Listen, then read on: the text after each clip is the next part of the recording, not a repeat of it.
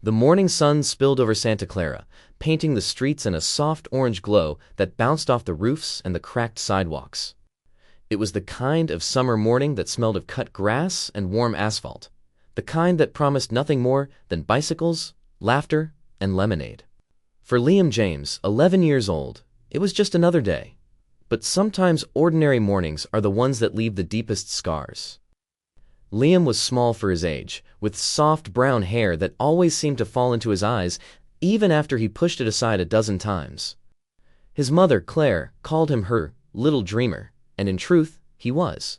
He carried a notebook with him everywhere, filled with sketches of rockets, birds, and strange creatures he imagined in the half-light of his dreams. Teachers described him as quiet, observant, a boy who noticed everything and spoke only when he had something meaningful to say. His older brother, Ethan, 13, was his anchor. They lived in a modest house on Sycamore Street, 2 bedrooms, a small kitchen, and a living room that smelled faintly of their mother's cooking and old newspapers. Their bedrooms were side by side, twin beds, a shared closet, mismatched posters, and a cassette player that never worked quite right.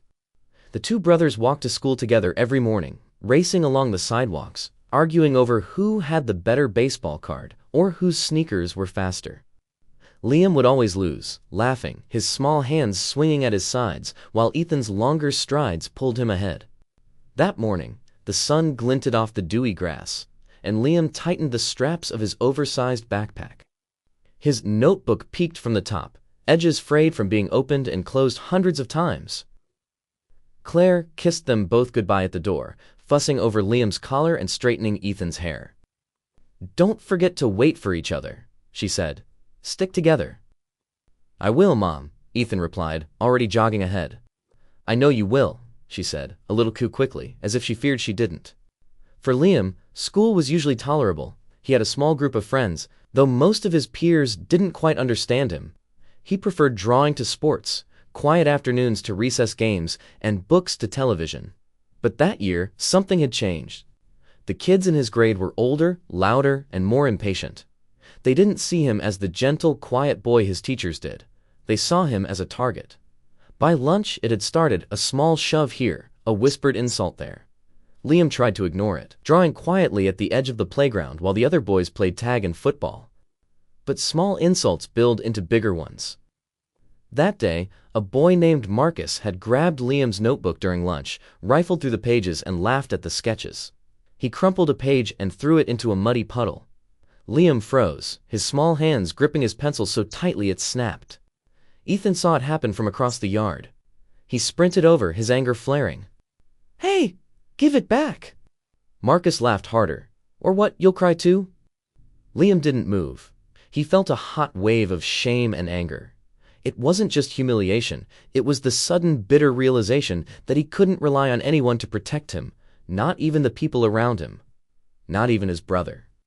By the time the bell rang, the crowd had dispersed, but the tension in Liam's shoulders didn't leave.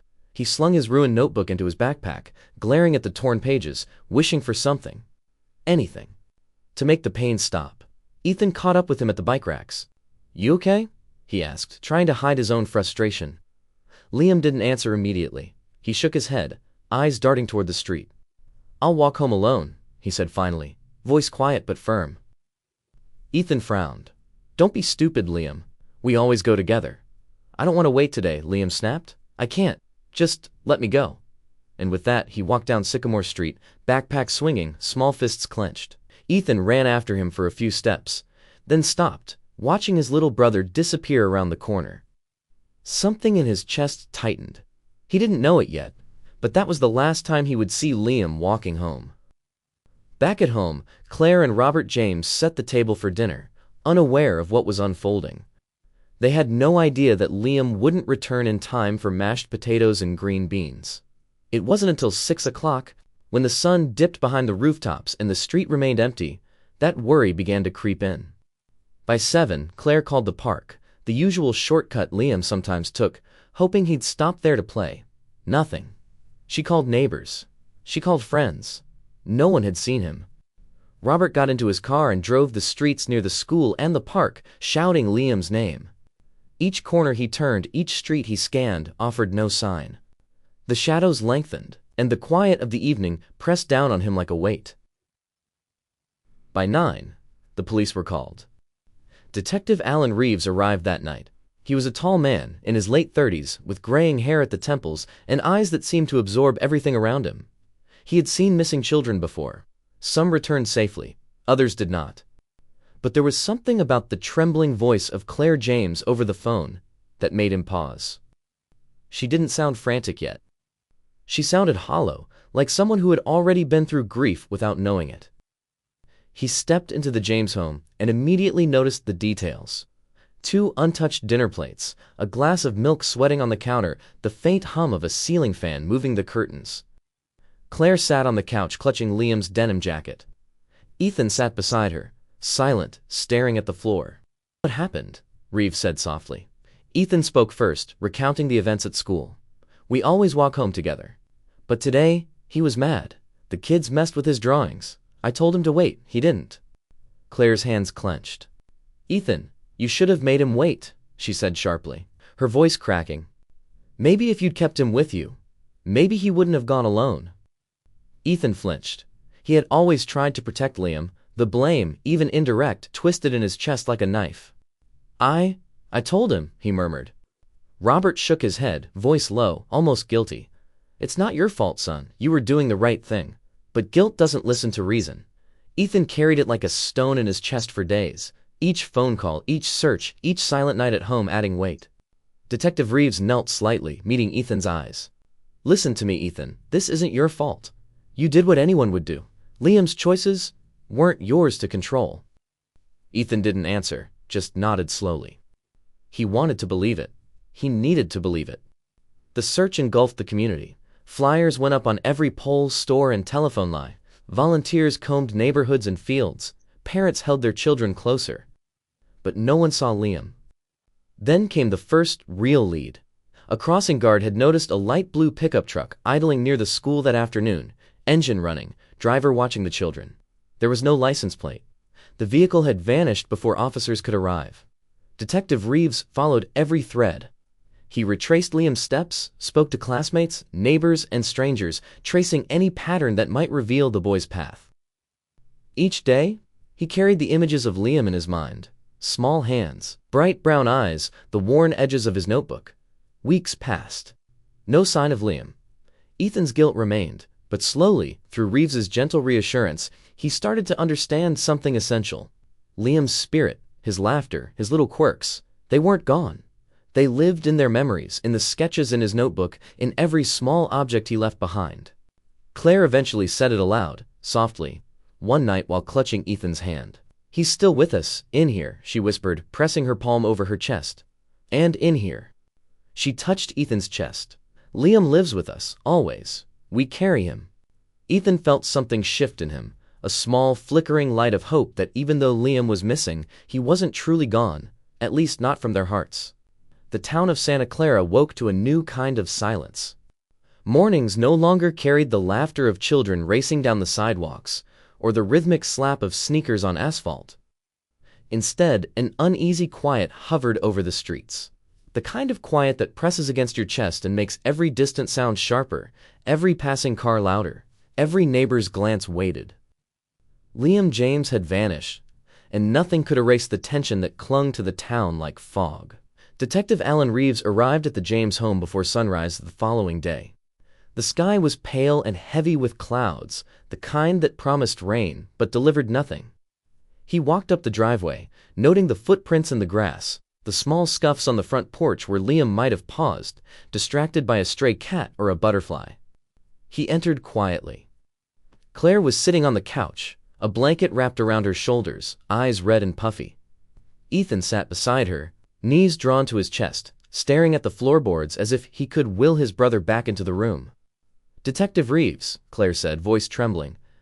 We can't find him. He's gone." "I know," Reeves said softly, kneeling to meet Ethan's eyes. "I understand." Ethan didn't look up. The weight of guilt pressed down on him.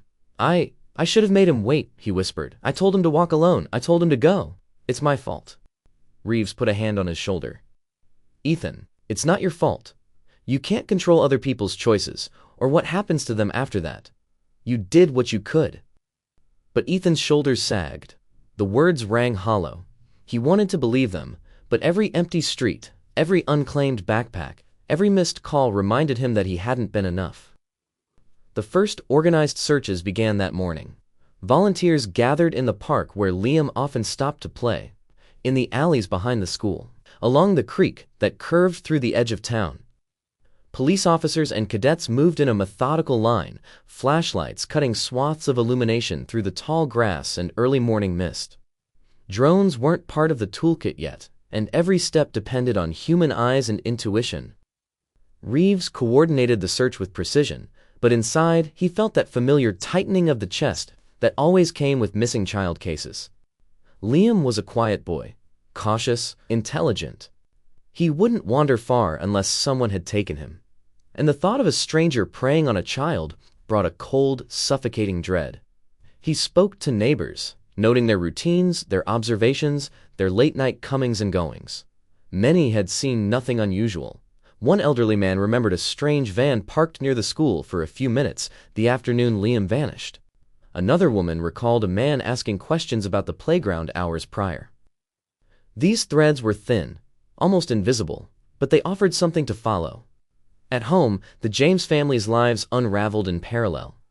Claire and Robert moved through their days like ghosts, repeating routines as if the motion itself might summon Liam back. Meals were prepared, but untouched.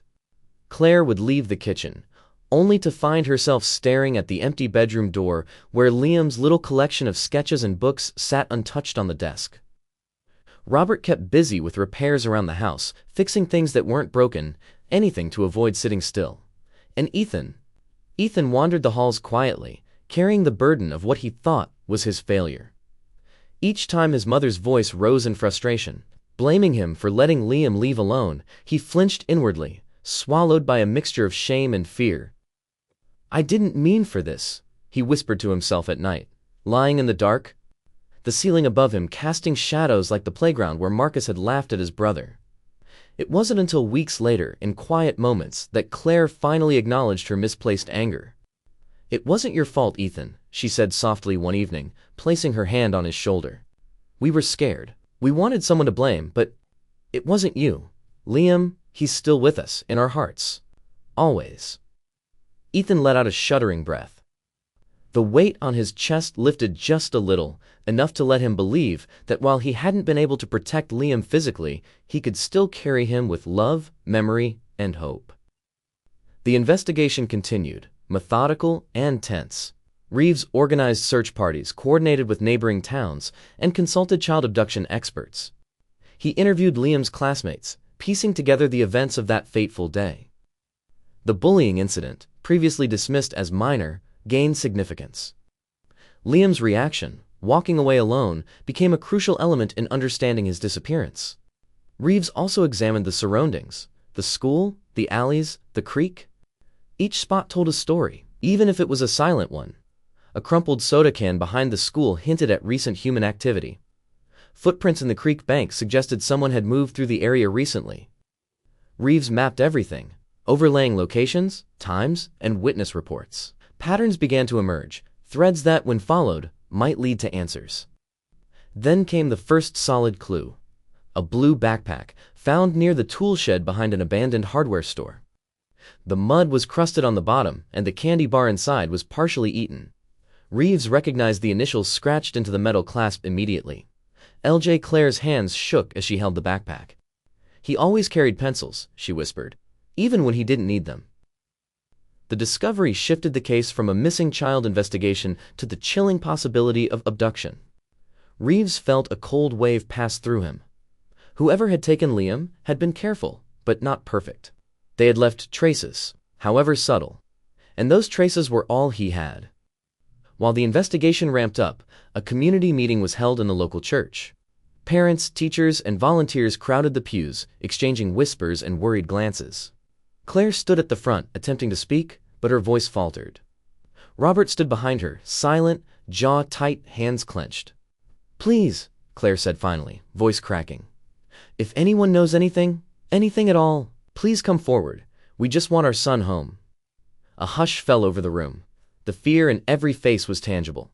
Every parent imagined their own child in Liam's place. Every adult carried the weight of helplessness. And somewhere in the back, a few people shifted uneasily, wondering if the man responsible for Liam's disappearance had walked among them, just yesterday, just today. As days turned into weeks, the tension grew. Ethan struggled with guilt, though he clung to his mother's reassurance. He replayed every moment, every word, every decision.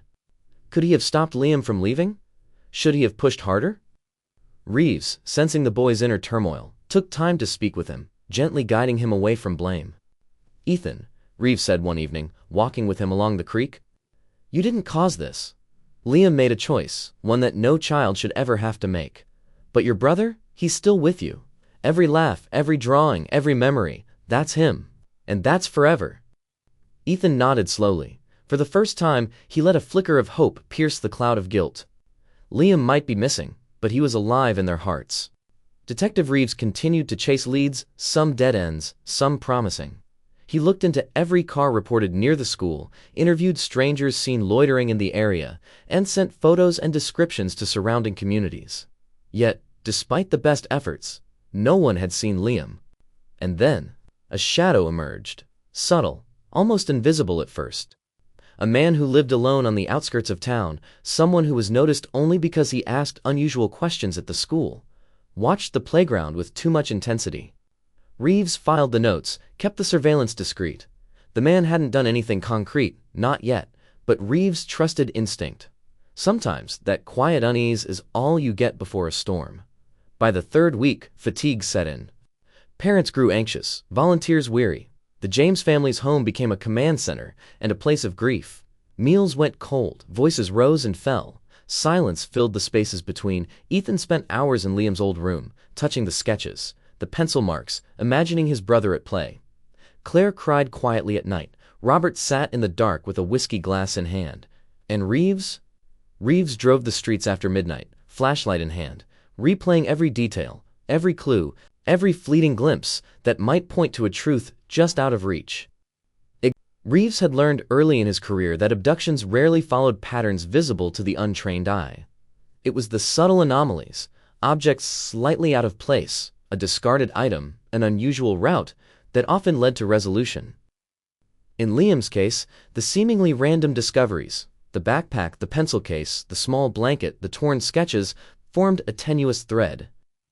Each clue reinforced the sense that someone had intentionally inserted themselves into Liam's life, and that this someone's motivations were complex, rooted in pain and distorted reasoning. The detective also understood the importance of community perception. Flyers and news updates reminded neighbors to remain vigilant, but Reeves instructed them not to confront potential suspects. It was better to observe and report. Safety had to come first.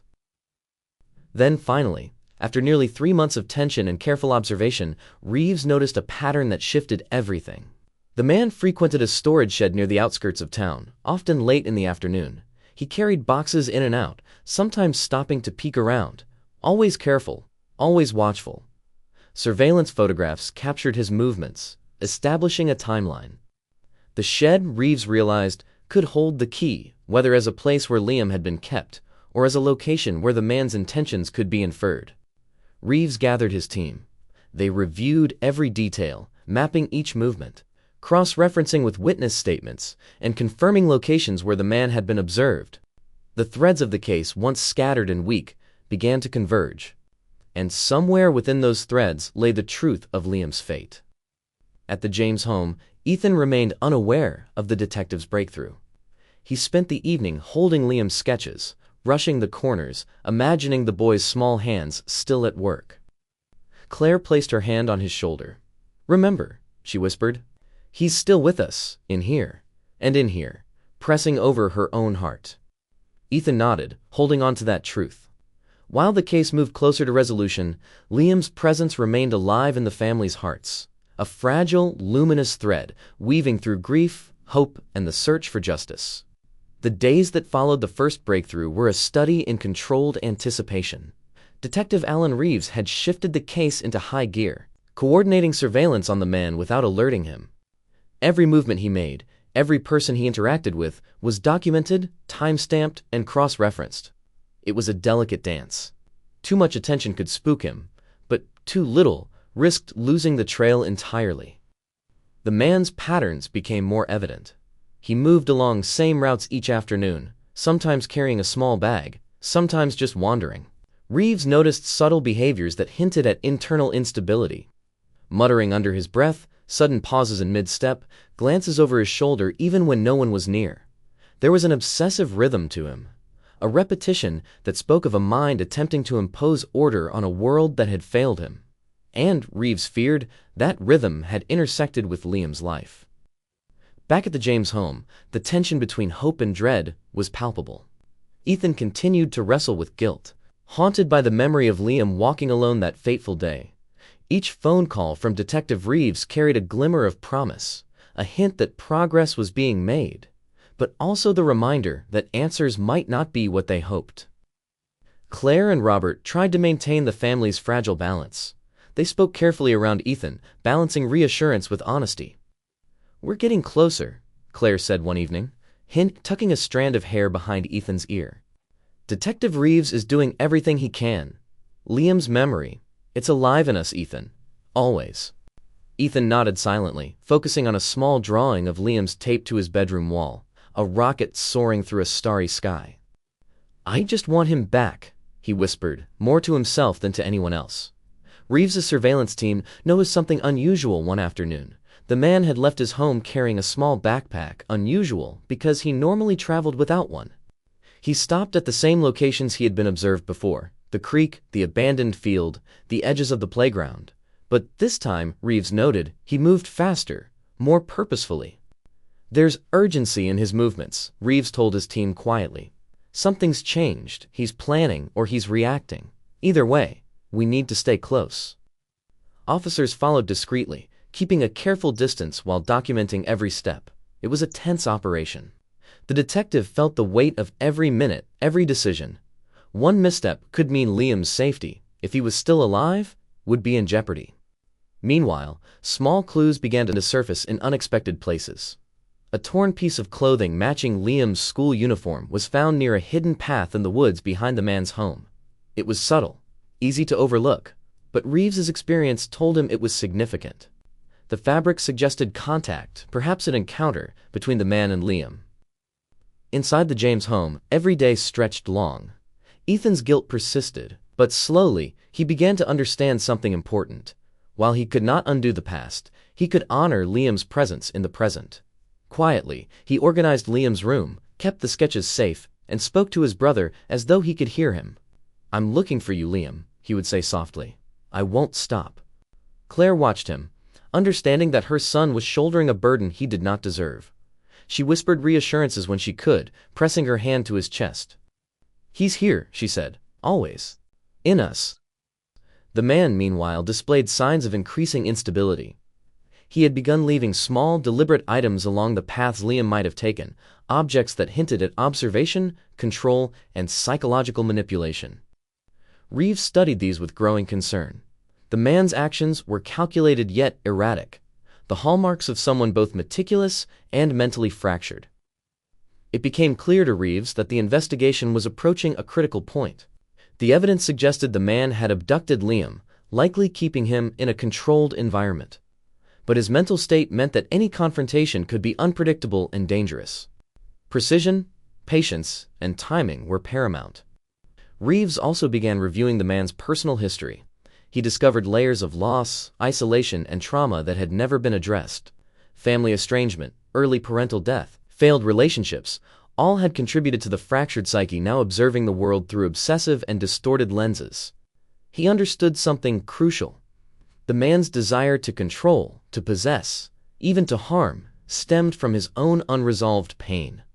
That didn't excuse the acts, but it explained them, an understanding that psychology could provide the key to a safe resolution. By the third week of this intensified surveillance, subtle changes in the man's behavior indicated impatience, agitation, and a readiness to act. Reeves recognized the signs from prior cases. When the unstable perceive control slipping, they can escalate unpredictably. Plans must be made, contingencies drawn, and a team prepared for every outcome. At the James household, Claire and Robert began to feel the strain in their marriage and parenting. Fear, hope, and grief created tension. Arguments flared over minor issues, often centering on Ethan's role in Liam's disappearance, the decisions they had made, or what they could have done differently. In quiet moments, they reconciled, reminding each other that Liam's presence, though missing physically, remained alive in memory, love, and hope. Then came a breakthrough in the form of forensic evidence. A careful search of a nearby storage unit conducted under court authorization revealed items linking the man directly to Liam: clothing, toys, and small personal effects that only the boy could have possessed. It was a chilling confirmation. Reeves realized that Liam had been abducted and that time was of the essence. The detective coordinated with local authorities to prepare for a controlled approach. They would confront the man at the storage unit, ready for the unpredictability of his mental state. Every step was mapped, every possible scenario rehearsed. They could not afford mistakes. At night, the James family tried to sleep, carrying Liam in their hearts, silently willing him to return. Ethan whispered to the sketches on the wall, tracing lines with trembling fingers. "I'm coming for you," he murmured. "I'll find you." Claire and Robert held each other, each lost in private fears. They prayed quietly, clinging to hope while preparing for the worst. And Detective Reeves, reviewing the evidence, the surveillance logs, and the man's behavior, understood that the long-awaited moment of truth was approaching. The shadows were closing in, and with them the chance to finally find answers, and perhaps Liam, was near. Santa Clara had changed in subtle but profound ways since Liam's disappearance. The streets no longer carried the innocent rhythm of neighborhood life. Instead, each corner was watched, each shadow questioned. Parents hovered over their children. Neighbors whispered about strangers, and the James household existed in a fragile bubble of hope and dread. Detective Alan Reeves had grown accustomed to the long nights of mapping patterns, piecing together witness statements, and compiling the physical evidence that was slowly painting a terrifying picture. The storage unit, where Liam's belongings had been found, represented the first real, undeniable link to the abductor. Yet Reeves knew better than to rush. The man had already demonstrated that he was obsessive, unpredictable, and psychologically unstable. Any sudden move could have catastrophic consequences. Inside the unit, small signs of human occupation told a quiet story. Blankets folded and stacked, small toys arranged in clusters, scraps of paper with childish sketches. It was eerie, a space that should have been chaotic but instead had the false order of a disturbed mind attempting to control reality. Reeves recognized the patterns immediately. The man had tried to create a safe, familiar environment, perhaps a reflection of his own warped desire to protect or possess Liam. The detective also realized something more subtle. The man was becoming impatient, taking risks he hadn't before. Reeves' team moved carefully, setting up surveillance, coordinating positions, and reviewing every procedural step. Officers stationed themselves strategically around the perimeter, while Reeves himself stayed in the command van, tracking movements via binoculars and cameras. Every decision carried the weight of potential life or death. Meanwhile, the James family continued their quiet vigil. Ethan, still wrestling with guilt, spent hours in Liam's room, speaking softly to the sketches on the wall. "I'll find you," he whispered. "I won't stop." Claire and Robert, struggling to maintain composure, tried to create moments of normalcy. Meals were shared in silence, conversations were tentative, and every phone call from Detective Reeves brought a wave of relief tinged with fear. Each update reminded them that Liam was closer than he had been in months, yet the uncertainty of his condition weighed heavily. The breakthrough came when Reeves noticed an anomaly in the man's pattern. He frequently approached a side window of the unit and glanced toward the woods, as though checking for observers. On several occasions, small movements of items inside the unit were visible. A blanket shifted, a toy placed differently. These subtle signs suggested the man had been moving someone or something, and Reeves feared the worst. Liam might have been nearby, kept under strict control, but vulnerable. Reeves called a strategy meeting.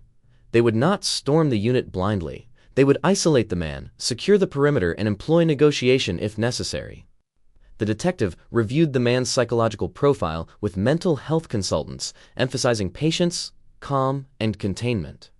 He understood that any escalation could provoke violence, potentially endangering Liam. For the first time in months, Ethan allowed himself to hope. The detective's last call had been cautious but encouraging. "We're close," Reeves said quietly over the phone. "Stay strong. We're doing everything we can."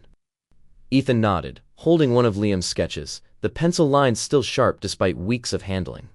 He whispered a silent promise. "I'll see you soon, Liam. I won't let him hurt you anymore."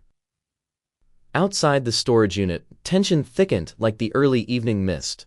Officers positioned themselves, each aware of the stakes, each holding their breath against the possibility of violence. Reeves adjusted his binoculars, watching the man pacing near the side door, muttering under his breath. The team had to wait for the precise moment. The approach had to be timed perfectly, the suspect isolated, the entry coordinated. Inside, the man's behavior became increasingly erratic. He moved items obsessively, his muttering growing louder, almost like a conversation he was having with someone unseen. The detective realized the urgency. The man's instability was escalating, his sense of control slipping, and Liam's life hung in the balance. In the James home, Claire and Robert tried to maintain their fragile composure. Each sound outside, a car door, a distant siren, made Claire flinch. She pressed her hands together, silently praying, while Robert stared out the window, jaw tight, imagining Liam's small face, imagining the moment he would finally see his son again. Ethan paced quietly, whispering Liam's name, his voice fragile yet determined. Then came the moment Reeves had been waiting for. The man moved toward the back of the unit, seemingly unaware of the officers surrounding him. Reeves gave the quiet signal. Teams moved into position. The detective's heart pounded, not out of fear for himself, but for the boy inside. Every step, every breath, every calculated movement was a measure against catastrophe. "On my mark," Reeves whispered into his radio. The man paused at the door, glanced around, and then, seemingly oblivious to the surveillance, reached for the lock. Officers moved silently. The air was electric with anticipation. Reeves's mind ran through contingencies, mental notes, each one linked to potential reactions from the man inside the unit. The man turned, startled to see the officers appearing in the doorway. His eyes widened, a flicker of panic crossing his face. He backed up slightly, muttering frantically, and then, realizing the perimeter was sealed, collapsed into near silence. Reeves entered slowly, hand raised in a gesture of calm. "It's okay," he said softly. "We're not here to hurt you. We're here for the boy." The man trembled, staring at Reeves, then at the blankets, the toys, the sketches. His lips moved, whispering a confused apology. Reeves's instincts told him this was the moment. The man's control was broken, his mental state fragile enough to allow negotiation. A tense few minutes passed.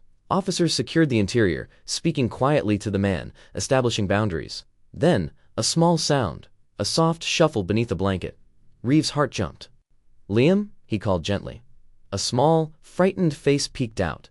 The boy blinked, wide-eyed, trembling but alive. Reeves felt a surge of relief mixed with cautious fear. He had to ensure Liam's safety first before any emotional release could occur. "Liam, it's okay," Reeves whispered, approaching slowly. "You're safe now." The boy hesitated then, recognizing the voice, the presence of protection, allowed himself to be gently lifted into Reeves' arms. It was a quiet, tentative reunion. Not the celebratory scene of movies, but a deeply human, fragile moment filled with relief, fear, and the beginning of healing. Outside, the James family was waiting, guided to the storage unit by Reeves. Ethan ran the moment he saw Liam, enveloping him in a trembling, sobbing embrace. "I'm here, Liam! I'm here!" Claire and Robert followed, tears streaming, holding each other as they watched their sons reunite. For a moment, nothing else existed, just the tangible presence of Liam, alive, trembling, and finally back in their hearts. The man was taken into custody, his mental instability documented and assessed. He would face justice, tempered by understanding of his fractured psyche. But for the James family, the focus was on the return of their son. Liam, exhausted and frightened, would need care, therapy, and reassurance. But he was alive. Reeves stood back for a moment, watching the family embrace. The tension that had built for months, the painstaking surveillance, the careful orchestration of risk, it had culminated in this fragile, human triumph. Inside their home that night, Liam slept in his old room, Ethan beside him, Claire and Robert nearby. The house was filled with quiet relief, tentative hope, and the first signs of healing. Liam's presence was once again tangible, and while scars remained, emotional, psychological, and physical, the family had found a foothold. He was alive, and that was everything. Detective Reeves, reviewing his notes in the quiet of his office, allowed himself a rare moment of reflection. The case had been long, psychologically complex, and fraught with danger. But through patience, methodical observation, and careful strategy, the truth had been uncovered, and the family was whole again. The first night back home was quiet, almost serene. Santa Clara's usual hum felt distant, as though the town itself paused to acknowledge Liam's return. Inside the James household, the air was heavy with relief and exhaustion, yet it carried an undercurrent of vulnerability. Months of fear, guilt, and grief had left their mark, and while Liam's safe return brought joy, it also revealed the depth of the emotional wounds that needed tending. Ethan stayed close to Liam, his small hand brushing over his brother's hair as if trying to make up for every hour he had been gone. "I'm not leaving," Ethan whispered softly, voice shaky. "I promise I won't leave you again." Liam, still trembling, pressed his face into Ethan's shoulder, silently soaking in the security he had long been denied. It was a moment beyond words, a fragile, human connection reasserting itself in the quiet of the night. Through it all, the family learned something crucial. While Liam was missing, he was not gone. His presence lingered in their hearts, in every sketch, in every whispered memory, in every heartbeat of Ethan's chest. They could not bring him home yet, but they could carry him forward, alive in their love, in their memory, in their hope.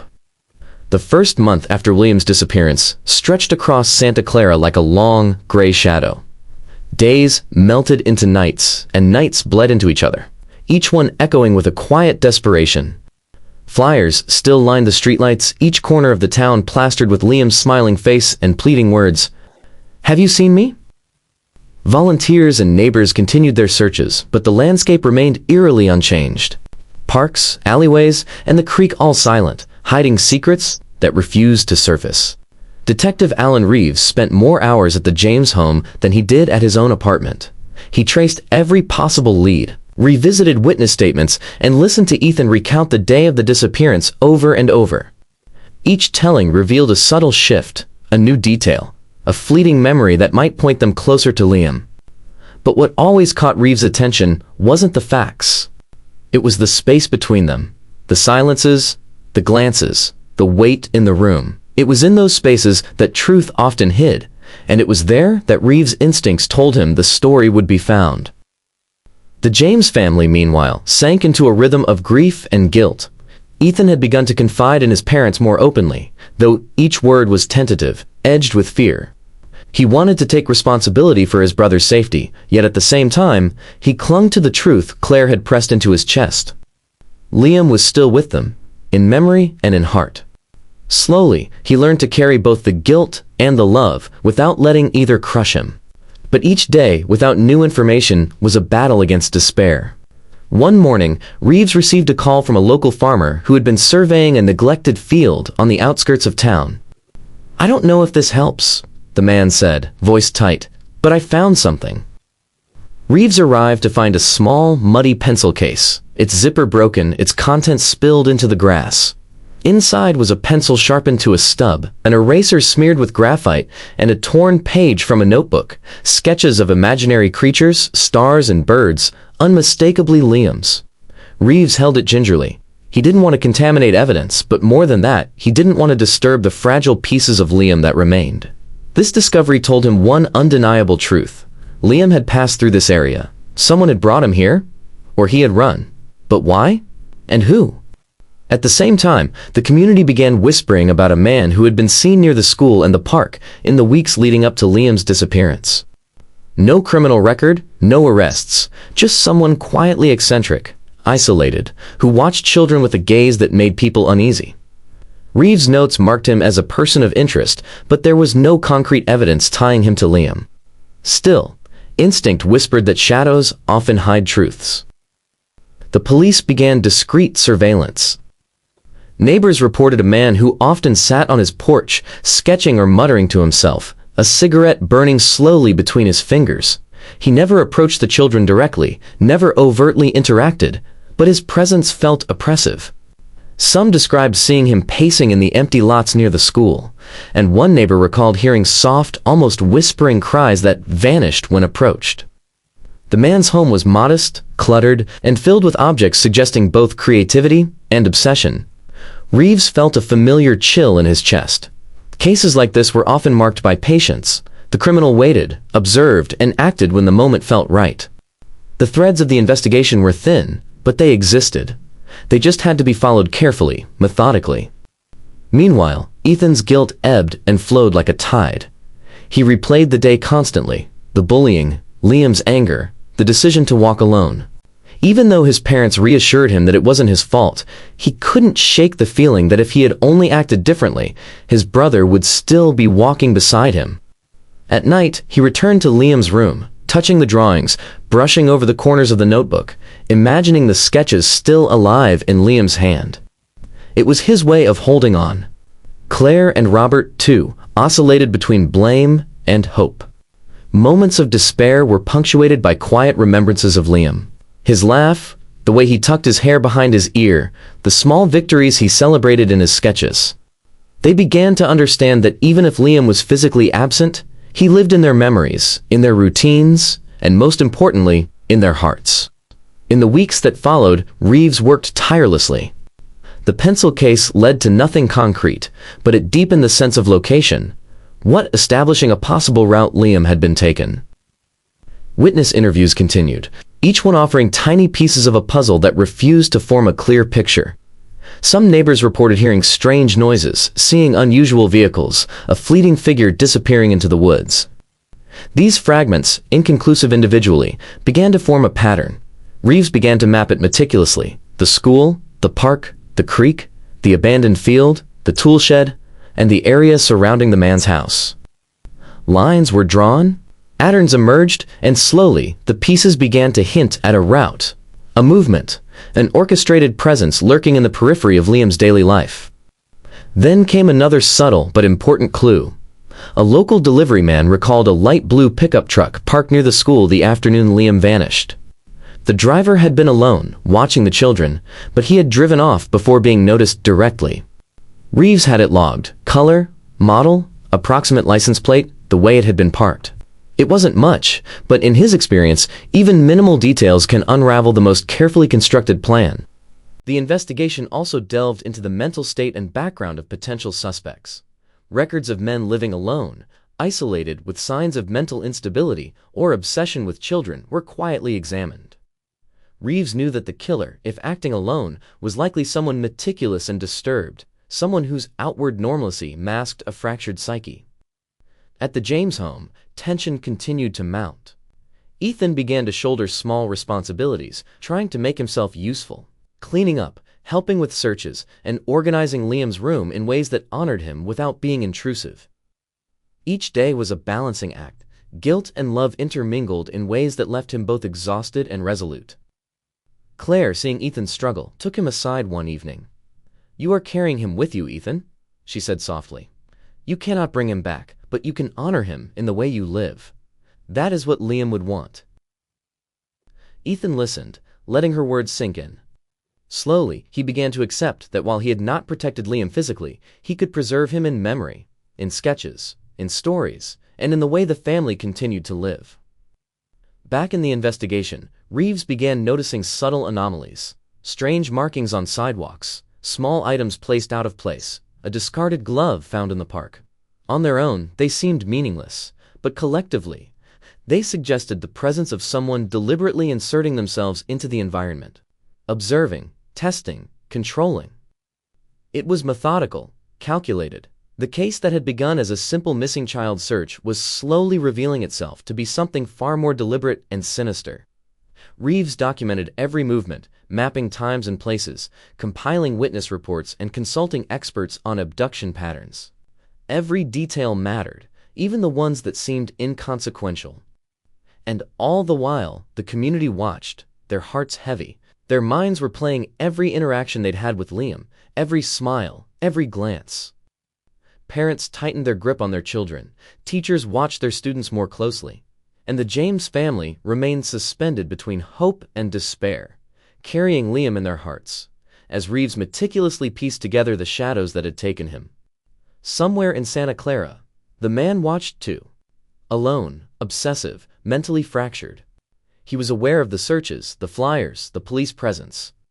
But he had no reason to fear. For him, Liam was not just a child. He was a fragment of some distorted logic, a vessel for his own pain, a symbol he believed could alleviate the emptiness that haunted him. He did not see the horror of his actions. In his mind, it was a release, a way to balance a world that had given him nothing but isolation. And so, the shadows lengthened, patience stretched thin, and the town of Santa Clara waited, unknowingly, for the next thread to pull the story closer to truth.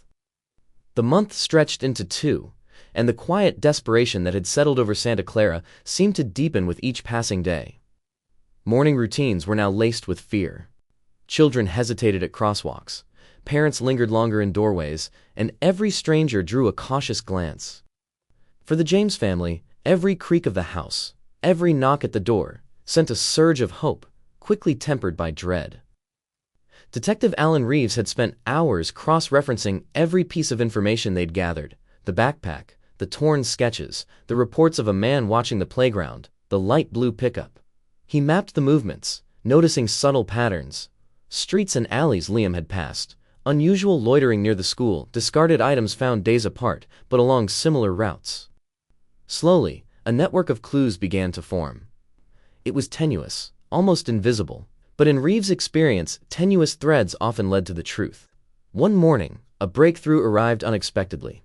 A local store clerk called in, saying he remembered a man purchasing supplies around the same time Liam disappeared: a notebook, pencils, a small blanket. The clerk's description matched the man Reeves had marked as a person of interest weeks earlier. It was the first concrete connection. Reeves drove to the area immediately, his mind focused. The man's house sat quietly at the end of a long cul-de-sac, partially hidden by overgrown shrubs. Surveillance began discreetly. Officers stationed themselves in nearby homes, and Reeves observed silently, noting every movement, every pattern of behavior. The man lived alone, rarely leaving the house, and when he did, it was for short periods, always careful, always watchful. Inside the house, what the officers would later describe as a disturbing combination of order and chaos began to emerge. Rooms cluttered with personal items, sketches pinned on walls, piles of newspapers and books stacked in precise disorder. In the quiet of that home, the detective felt a chill, an almost tangible echo of Liam's absence. It was as if the boy's life had brushed against this space, leaving an invisible imprint. At home, the tension remained. Ethan's guilt oscillated between the crushing weight of responsibility and the small comfort of his parents' reassurance. Claire had begun to speak to him more openly, trying to untangle the blame from the grief. "You didn't cause this, Ethan," she said one evening, sitting beside him in Liam's empty room. "I know it feels like you did, but you were his brother. You were there. You cared. That's all anyone could ask." Ethan nodded slowly. He traced the outline of one of Liam's sketches, a small rocket soaring into a cloudy sky. I wish I could have done something," he whispered. "You did everything you could," Claire replied. "And Liam, he's still here. Not in the way we want, but in every memory, every laugh, every sketch, every quiet moment we remember. He's alive in us." Meanwhile, Reeves focused on the pattern emerging from small details. The man's movements were methodical. He observed children from a distance, noted routines, and even appeared to leave small objects in places he knew they would be found. The detective recognized a disturbing psychological signature: a man acting out of a distorted need to control and possess, believing that controlling others, even a child, could alleviate his own inner torment. Reeves and his team reviewed interviews with neighbors, cross-checking details, and discovered subtle consistencies in the man's behavior. He frequently asked innocuous questions about school schedules, playground rules, and the routines of families in the area. On his own, these actions seemed harmless. Together, they painted a portrait of someone obsessive, calculating, and deeply troubled. Then came a crucial lead from a retired police officer who had taken an interest in the case. Reviewing the earlier discarded backpack, pencil case, and sketches, he suggested forensic testing. Although the evidence was minimal and degraded by weeks in the elements, Reeves insisted on sending items to the lab. It was a long shot, but even a small DNA trace could provide a breakthrough. Days later, the lab results arrived. Partial DNA matched the man under surveillance. It was inconclusive enough to require further verification, but significant enough to warrant a discreet interview. Reeves knew the stakes. Confrontation too soon could endanger Liam if he were still alive. But it also meant they were closing in. The man's psychological profile, constructed from interviews, observations, and historical records, revealed a life of isolation, compounded by trauma and untreated mental instability. He had lost close family members years earlier, and while he had appeared outwardly normal, his obsession with controlling and possessing life, including children, seemed to stem from a deeply distorted belief that he could alleviate his own pain by controlling the existence of others. Liam, small, quiet, and vulnerable, represented that vessel. Reeves coordinated with mental health experts, weighing the risk of confrontation against the chance to recover Liam. The detective knew that in cases like this, patience was crucial. Rushing could provoke the man, but waiting required maintaining focus, surveillance, and preparation for every possible outcome. Back at the James household, life had slowed to a fragile rhythm. The search continued in parallel with private grief. Ethan spent hours in Liam's old room, revisiting sketches, imagining conversations, and speaking softly to his brother. "I'm looking for you, Liam," he would say quietly. "I don't know where you are, but I'll find you." Claire and Robert tried to maintain normalcy, feeding Ethan, maintaining school routines, and speaking to neighbors and volunteers who had remained committed to the search. Every day was heavy with hope and fear, and every night they whispered Liam's name into the darkness, carrying the boy in their hearts. Claire and Robert hovered nearby, alternating between giving space and offering reassurance. Each glance, each careful gesture was a silent reminder. Liam was home, and while the path ahead would be complex, he was alive. Tears streamed down Claire's cheeks as she watched the brothers cling to each other. The months of fear, anger, and sorrow condensed into this single, tangible moment of relief.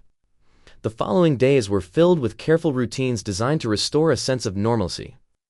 Meals were eaten together at the kitchen table, homework resumed cautiously, and bedtime rituals returned, albeit slower and more intentional. The family leaned heavily on small comforts: Liam's favorite blanket, sketches he had left behind, and the soft, unbroken rhythm of daily life. Ethan, though still carrying the burden of guilt, began to process the truth that Liam's disappearance had not been his fault. Claire and Robert reinforced this gently, weaving reassurance into each conversation. "You were there for him," Robert said quietly one evening.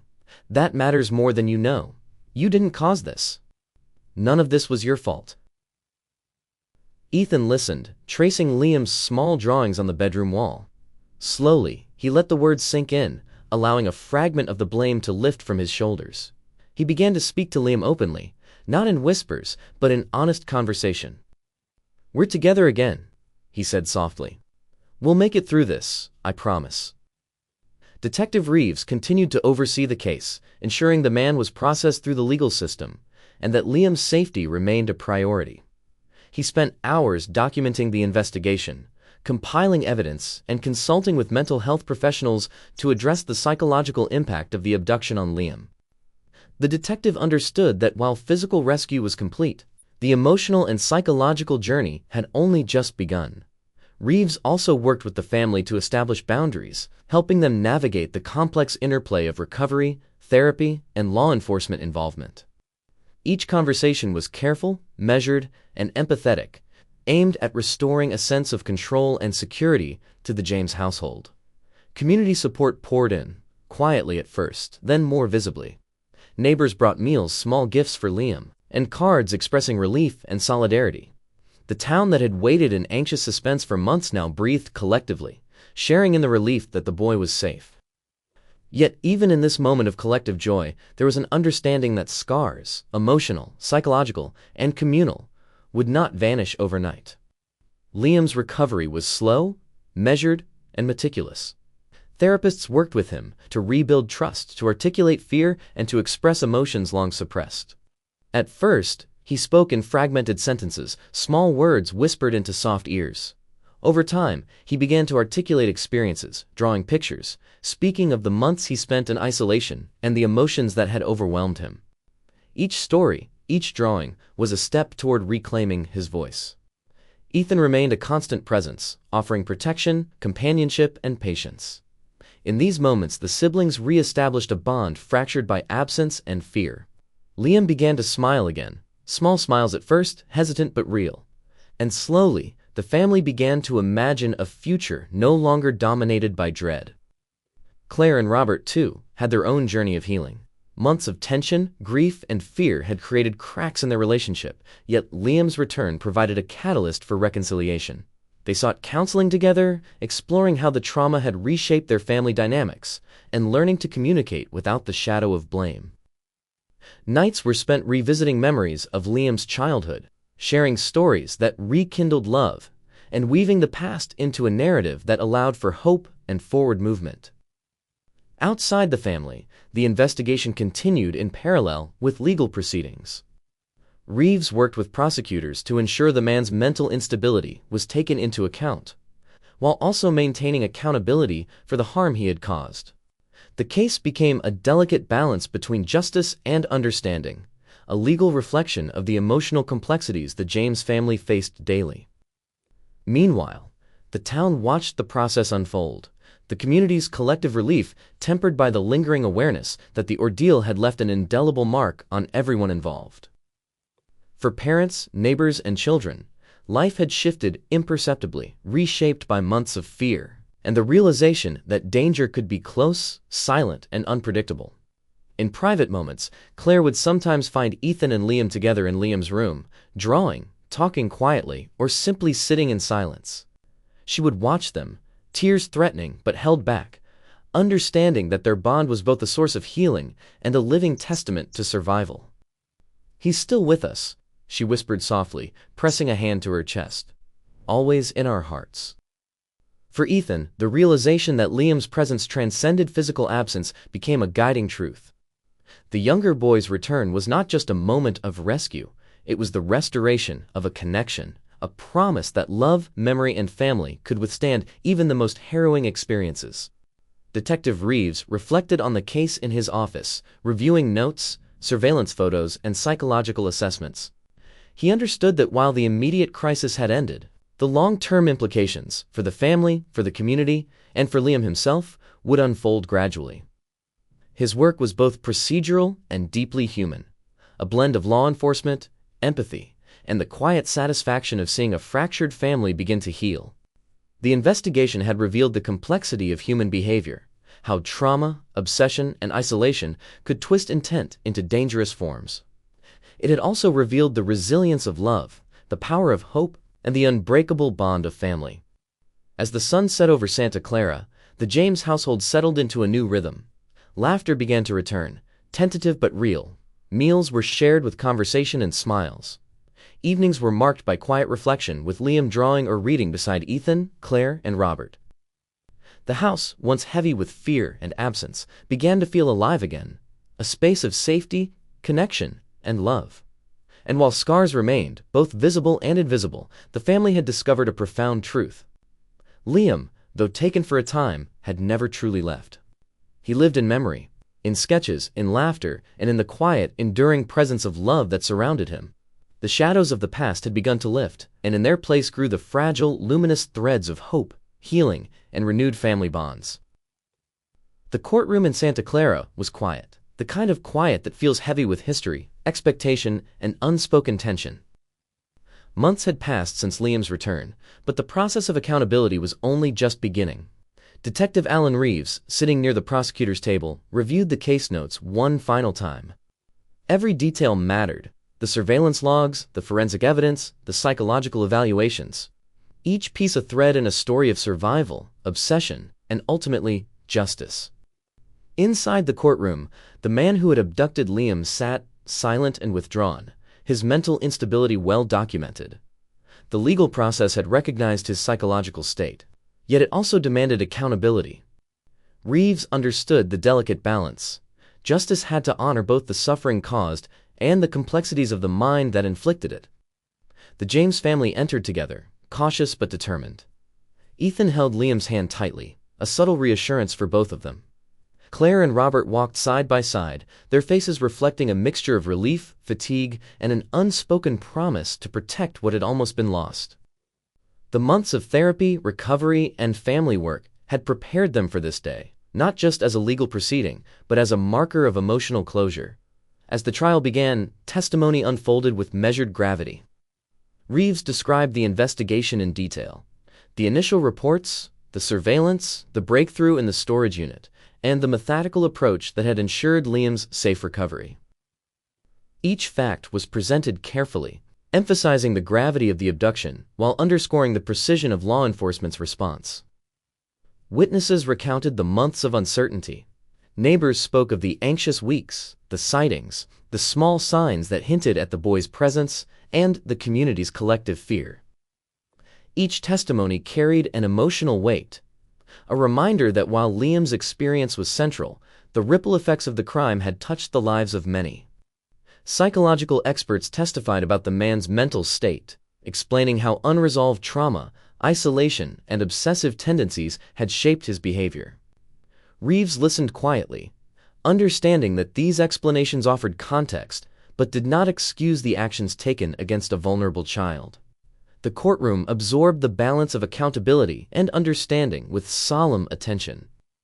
The highlight of the trial came when Liam, supported by his family and therapists, provided testimony in a carefully managed setting. His voice was soft but steady, recounting fragments of his experience, the fear, and the moments of hope he had clung to. Ethan and the rest of the family listened in silent awe, their hearts heavy with empathy, pride, and relief. Liam's courage in speaking, even in part, marked a profound turning point, reclaiming his voice and asserting the resilience that had carried him through months of terror. Reeves felt a rare surge of pride and satisfaction. The months of painstaking investigation, surveillance, and patient strategy had culminated not only in Liam's safety, but in his ability to assert agency in the legal process. It was a testament to both procedural diligence and the human spirit. Outside the courtroom, the family slowly emerged into the sunlight, carrying a complex mixture of emotions. The man was sentenced appropriately, reflecting both his mental instability and the seriousness of his actions. Reeves had ensured that the sentence balanced accountability with the psychological realities of the crime, providing a measure of justice without forsaking understanding. Claire embraced both Ethan and Liam, holding them close. Tears flowed freely, a mixture of relief, sorrow, and gratitude. "You're safe," she whispered repeatedly, pressing her hand to Liam's small shoulder. "We're together now. Always." Ethan, still processing the last 3 years of trauma and guilt, finally allowed himself to exhale. "It's not my fault," he murmured to Liam, who squeezed his hand in quiet affirmation. Together, they began to understand a profound truth, that Liam's absence had not been caused by them, and that their love had endured every challenge. In the weeks that followed, the family began to settle into a renewed rhythm. Therapy sessions continued, helping Liam and Ethan process the trauma and integrate their experiences into daily life. Claire and Robert focused on reinforcing a sense of security and normalcy, emphasizing connection, love, and trust. The house, once heavy with fear and uncertainty, became a space of safety, warmth, and resilience. Detective Reeves, reviewing the case one last time, reflected on the complexities of human behavior. He understood that trauma, obsession, and mental instability could intersect with devastating consequences. Yet he also recognized the power of community, vigilance, and careful, patient law enforcement.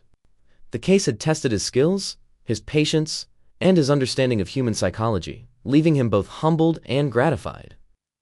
For Liam and Ethan, the months of separation, fear, and uncertainty had reshaped their bond. They had learned to rely on each other in ways beyond ordinary childhood experience. Ethan had faced guilt, fear, and helplessness, yet emerged as a protective, empathetic presence in Liam's life. Liam, once silent and fearful, had reclaimed his voice, his agency, and his place within the family. Together, the brothers began to imagine a future no longer dominated by shadows, but shaped by hope, resilience, and love. The scars, emotional and psychological, remained, subtle reminders of the ordeal. Yet within the family, strength had grown. They had learned to navigate uncertainty, to reconcile blame with understanding, and to hold Liam in their hearts in ways that transcended absence. The boy, once taken, was now deeply present, resilient, and cherished. In the quiet evenings, the family would gather in Liam's room, sharing stories, drawings, or simply silence. Each moment became a meditation on survival, love, and the delicate balance between memory and hope.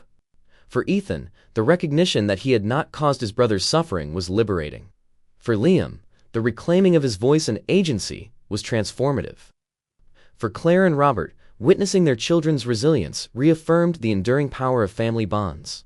Detective Reeves, though not present in these intimate moments, understood the significance. The case had reached closure not merely through legal resolution, but through the rebuilding of trust, the restoration of agency, and the reaffirmation of love. It was, in its own way, a triumph of human resilience against the shadows of trauma. As night settled over Santa Clara, the James family lay together, connected and quietly strong. Shadows lingered, but they no longer defined the household. The past had left marks, yet it had also revealed strength, empathy, and the unbreakable ties of family. Liam's presence was no longer a fragile hope. It was tangible, living, and enduring. The boy who had been taken, who had endured fear and isolation, was now fully home. And in the quiet embrace of love, trust, and careful healing, the James family began to write the next chapter of their lives, one defined not by absence or fear, but by resilience, connection, and the enduring power of family. As the first anniversary of Liam's return approached, the James family found themselves reflecting not on what had been lost, but on what had been rebuilt. Their lives were no longer defined by fear or grief, but by gratitude, presence, and quiet strength. The house that had once felt hollow now echoed with laughter, footsteps, and the rhythm of ordinary life, the most extraordinary gift of all. Claire often caught herself watching her sons. The way Ethan leaned in when Liam spoke, the way Liam's laughter filled the spaces that had once been silent. She saw in them both the marks of what they had endured and the resilience that had carried them through. There were still moments of hesitation, of shadows surfacing in unexpected ways, but these moments no longer held power over them. They were simply reminders, threads in a larger tapestry of endurance. Robert, too, found peace in small rituals. He would stand at the doorway of Liam's room each night, listening to the soft murmur of the boys' voices as they spoke in whispers before bed. It reminded him of the first nights after Liam's return, when sleep was fragile, when silence felt unbearable. Now, those whispers were the sound of healing, of safety reclaimed, of life rediscovered. Ethan had grown in quiet, meaningful ways. The guilt that had once consumed him had transformed into empathy, a deep understanding of fragility, loss, and love. He no longer saw himself as the brother who failed to protect, but as the brother who stayed, who carried hope when others could not. His bond with Liam had evolved into something unspoken but unbreakable, built not on fear but on trust. Liam, though changed, had rediscovered the wonder of childhood. He drew again, not the dark, distorted figures of his early therapy sessions, but scenes of sky, water, and light. His drawings, once filled with tension, now reflected freedom. A boy's imagination reclaimed from the shadows. Each stroke of pencil or brush was an act of defiance against the darkness that had once sought to silence him. Detective Reeves visited on occasion, always quietly, never staying long. His presence was both reassurance and closure, a living symbol of justice tempered by compassion. He had seen too many endings defined by loss. This one, though imperfect, carried a sense of grace, a testament to what patience, empathy, and persistence could achieve when balanced with understanding. The town of Santa Clara had also changed. Parents watched their children more closely, yes, but there was also a deeper kindness in their interactions, a willingness to listen, to protect, to stand together. Liam's story had become more than a tragedy averted. It had become a reminder of collective strength, of how even the smallest acts of care could ripple outward and save lives. One evening, as the sun sank behind the trees, the family gathered on the porch. The air was soft, touched by the scent of cut grass and the sound of crickets. Ethan leaned back in his chair, Liam beside him, sketching the horizon. Claire rested her head against Robert's shoulder, the quiet peace of the moment settling over them like a long-awaited sigh. No one spoke for a while. They didn't need to. They had learned that healing wasn't about forgetting or pretending the pain had never existed. It was about living fully, even with the memory of it. It was about holding joy and sorrow in the same hands and understanding that both could coexist. As the last light faded, Liam looked up from his drawing and smiled. "It feels different now," he said softly. Claire nodded. "It's peace," she whispered. And for the first time in what felt like forever, they all understood. The shadows had not disappeared, but they no longer defined them. What remained was something far stronger: the quiet, unwavering power of love that endures. Inside their home, sunlight spilled softly through the kitchen windows, catching on the edges of drawings pinned to the refrigerator: rockets, trees, and wide skies. Liam sat at the table, sketching as Ethan leaned over beside him, offering quiet encouragement. Their laughter, once rare and fragile, now filled the air easily. It was the sound of healing, of a bond reforged not through words, but through presence. Claire watched them from across the room, her heart both heavy and full. The months of therapy, the slow rebuilding of trust, the sleepless nights, all had led to this: an ordinary morning filled with light. She exchanged a small, knowing glance with Robert, who stood by the counter with a cup of coffee in hand. No words were needed. The silence between them was no longer fear, it was peace. Outside, the neighborhood moved with quiet normalcy. The echoes of Liam's story had long faded from headlines and whispers, but its lessons remained etched into the town's rhythm. Parents still lingered an extra moment at bus stops. Teachers listened more carefully. And though life continued, a quiet reverence persisted, a recognition that safety was not guaranteed, yet community could be a powerful force in reclaiming it. Detective Reeves, sitting at his desk miles away, closed the final file on the case. He had written his report with precision and empathy, noting not just the procedural details, but the emotional undercurrents that had defined the investigation. The James family had taught him something no textbook ever could: that justice was more than catching a perpetrator. It was restoring what fear had fractured. It was helping people believe in safety again. In the evenings, the James family often gathered on the back porch. Ethan would recount stories from school. Liam would show his latest drawings, and Claire and Robert would listen, sometimes laughing, sometimes simply watching the fading light together. Their lives were no longer measured by what had been lost, but by what had been reclaimed: trust, connection, and the quiet courage to move forward. Every so often, a lingering shadow would pass, a nightmare, a moment of hesitation, a memory that surfaced without warning.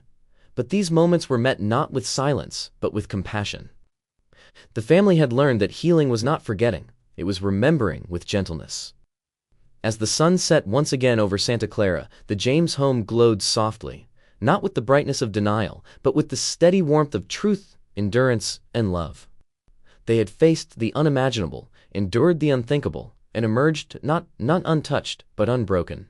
The story that began with fear had found its ending in light, a quiet, enduring light that would guide them, always.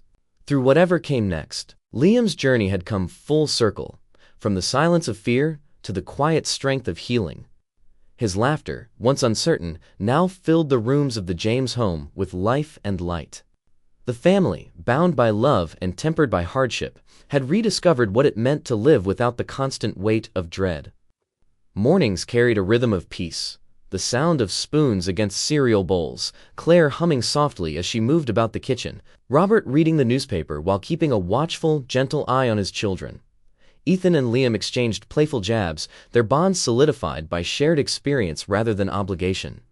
There was trust again, the kind that only grows when a family has faced the worst and chosen to rebuild, piece by piece. The scars remained, faint, invisible reminders of everything they had endured. But in their place had grown something far more enduring: gratitude. Every laugh, every shared meal, every quiet moment together carried the weight of a second chance. In Santa Clara, the story of the James family lived quietly in the collective memory of the town. People still spoke of it, not as tragedy, but as a testament to endurance, a reminder that even in the darkest hours, hope could persist. Detective Alan Reeves, long since reassigned to new cases, occasionally passed by the neighborhood. He would slow his car at the sight of the James home, its porch light glowing softly against the evening sky. There was no need to stop. The peace that radiated from that house was its own closure. Inside, Claire and Robert sat together as the boys prepared for bed. They no longer needed to fill the silence with words. The stillness itself was comforting. Ethan tucked Liam in, the simple act now symbolic of everything they had fought to preserve: safety, love, and the right to rest without fear. As the lights dimmed, the house settled into quiet. Beyond the walls, the town slept, unaware of the small, sacred moment unfolding inside. Liam's breathing was steady, Ethan's presence close, and in the hallway, Claire whispered to Robert, "We made it." He nodded, eyes glistening. Together. And so the James family carried on, not untouched, but unbroken. The past would always echo faintly in their memories, but it no longer defined them. What remained was love, steady, enduring, and whole. The boy who was once lost had been found, not just in body but in spirit. And in the heart of a quiet town under a forgiving sky, the James family lived on, forever changed, forever bound, forever home.